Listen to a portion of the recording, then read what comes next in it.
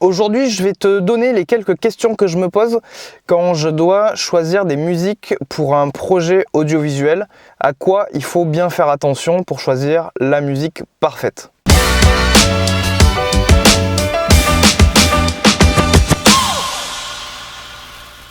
Si tu fais partie des personnes qui aiment bien ces vidéos que je fais en bagnole, je t'invite à t'abonner à cette chaîne YouTube, à cliquer sur la petite cloche, comme ça tu es au courant de toutes les prochaines vidéos qui arrivent. Voilà, donc aujourd'hui je voulais t'expliquer un petit peu les questions que je me pose quand je dois choisir une musique pour un projet, parce que je me pose des questions et il vaut mieux que toi aussi tu t'en poses, parce que le choix de la musique c'est quelque chose de très très important déjà pour que toi tu sois inspiré par ton sujet, pour que tu inspires les autres et que surtout tu inspires ta cible. Voilà, et ça c'est peut-être une des premières questions à se poser, c'est qui est ta cible, à qui s'adresse ta vidéo. Je te donne un exemple, on vient de terminer un docu sur un mec qui part faire des missions humanitaires en Asie du Sud-Est. Voilà, si je reste que sur cette phrase-là et ce brief-là, en fait c'est très très ouvert et tu pourrais utiliser plein de styles de musique différentes.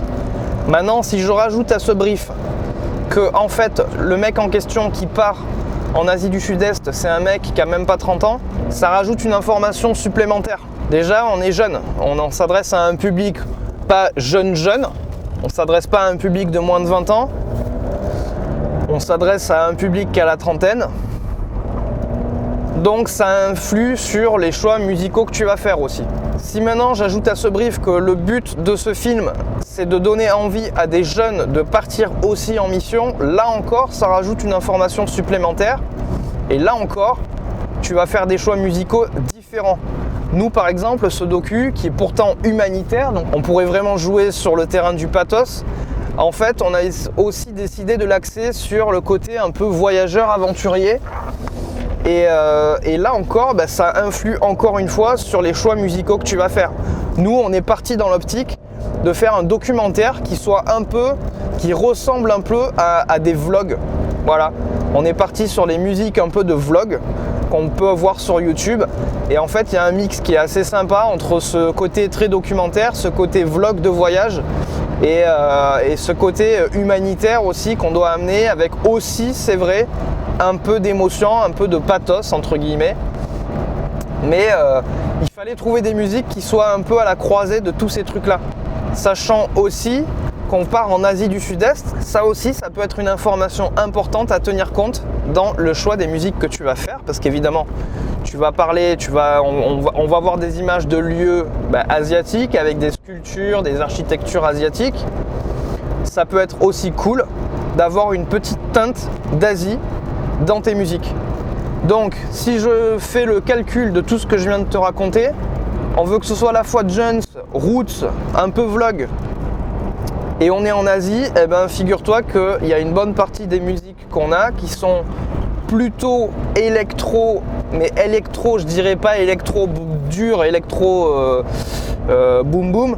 Donc c'est plus des musiques faites avec des instruments électroniques pour le côté un peu plus Jones du documentaire, avec cette note de musique, cette note un petit peu de ce style de musique qu'on peut entendre dans pas mal de musique, dans pas mal de vidéos vlogs sur YouTube. Donc on est parti vraiment sur ça.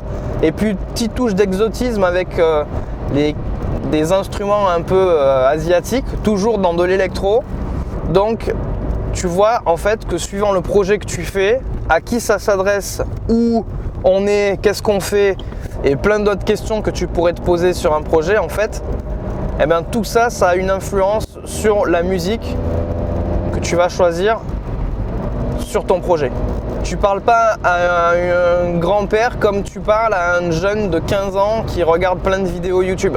Si tu fais une vidéo sur la restauration d'une église du 15e siècle dans un village paumé de France et que le but de la vidéo c'est de susciter des dons pour justement la restauration de cette église, tu sais que tu t'adresses plutôt à des mecs qui ont entre 50 ans et plus, qui ont un peu de thunes, et que ces mecs là tu les attireras pas en leur mettant une grosse musique de rap, quoi, tu vois.